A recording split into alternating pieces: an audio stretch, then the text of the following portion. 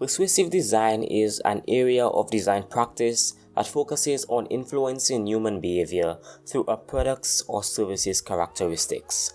This is used in any field requiring a target group's long-term engagement.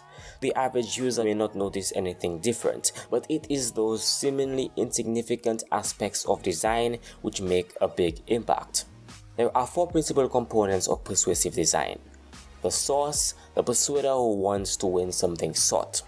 The goal is winning over the user, or persuasion is goal-oriented. The medium, these are messages which the persuader directs at the audience. And finally, the audience, the users who can help the persuader achieve his or her goal, or the users who see the designs in our case. These are nothing new since they all belong to the common aspects of the communication process. There is a sender, a message, a medium through which the message is sent, and finally a receiver. The starting point of persuasive design is psychology rather than graphical design. Persuasive design helps designers apply psychology to design more effective and more engaging interactions. This is commonly used to improve user experience. As previously stated, it encourages the user to stay longer. Persuasive design explores what motivates us and what drives us towards action. Energy meters installed in homes, for example, can influence consumer behavior by making people more aware of their energy consumption and how they can reduce it. A mobile app can complement a weight loss program, and an intranet can support collaborative working practices. All of these examples require a technological system to influence behavioral change and increase engagement. As humans wait to make decisions, our minds spend enormous amounts of energy on building shortcuts in our memory, shortcuts that help us not reevaluate the same thing twice. As smart as our brains are, they constantly try to find ways to avoid spending energy. Instead, it creates shortcuts that allow us to make quick decisions. These shortcuts are called cognitive biases. Persuasive design seeks to document and utilize our cognitive biases and similar insights from psychology into persuasive patterns so that they can be more easily applied to product design. By documenting recurring solutions based on psychology that have solved common design problems, persuasive patterns are standard reference points for experienced product designers.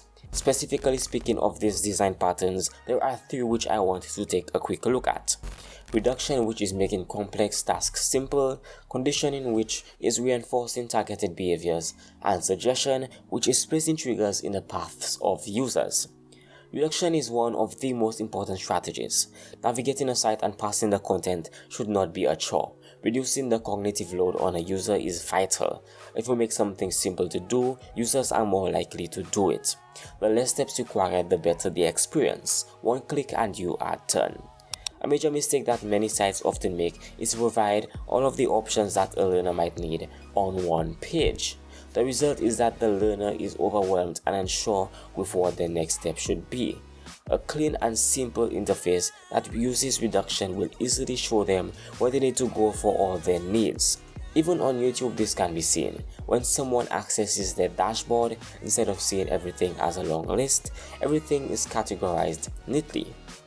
A clickable bar to check analytics, another for channel info, another for community info, and so on. Moving on, let's speak of conditioning. This is used mainly in video games, but there are other places where it is also used. This is a simple but powerful strategy focused on encouraging and reinforcing targeted behaviors. When it comes to conditioning, there is a lot we can learn from digital game design, from when and how to use rewards to avoiding reward fatigue.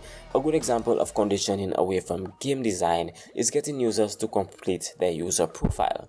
Those who follow instructions to complete the profile are rewarded with access to the rest of the site. Meanwhile, those who do not follow the directions may be limited access. The rewards gained may be things such as unlimited downloads, unrestricted access to website features, and more. Finally, let's point out suggestion. Suggestion is a strategy used where information is presented to users at the right time to be most effective in changing their behavior. This can be seen in the use of recommendation engines that often require complex algorithms. As a design strategy, a simpler approach can be taken and produce similar results. In short, suggestions are triggers placed in the path of motivated users used to persuade behavior and keep them engaged. Common examples are YouTube's recommendation algorithm and Netflix's recommendation algorithm. They both are geared to persuade the user to click to watch something which may suit their liking. Getting a bit closer to home when looking at social media technologies like Facebook, Snapchat or Instagram, the addictive behavior comes from the element of surprise and the constant desire to share your location, memories or activities. There is a pull to visit YouTube, Facebook or Twitter for just 1 minute, and this leads to you finding yourself still tapping and scrolling 1 hour later. None of this is an accident, it is all just as the designers have intended. Things are made this way in order to attract us and keep us there. Deliberately placed logos and symbols, specifically chosen colors, sounds you hear, features embedded and much more are all used to get us to stay longer and improve our user experience. You are placed in a position where you think you have control over what you do and what you click, but at the end of the day, are you really the one making those choices? If you enjoyed this video, learned anything new or want more, feel free to click the subscribe button and hit the bell icon to be notified whenever a new video is released. Leave a like and comment your thoughts below. Also, if you're up to it, check out previous videos using the links provided on screen or in the description below. If you are feeling generous and want to help this channel out in producing better content, consider supporting this channel on Patreon. $1 goes a very long way. The link is in the description below. And with that said, that's it for today's video. Thanks for watching, hope you enjoyed, and I will be seeing you in the next video.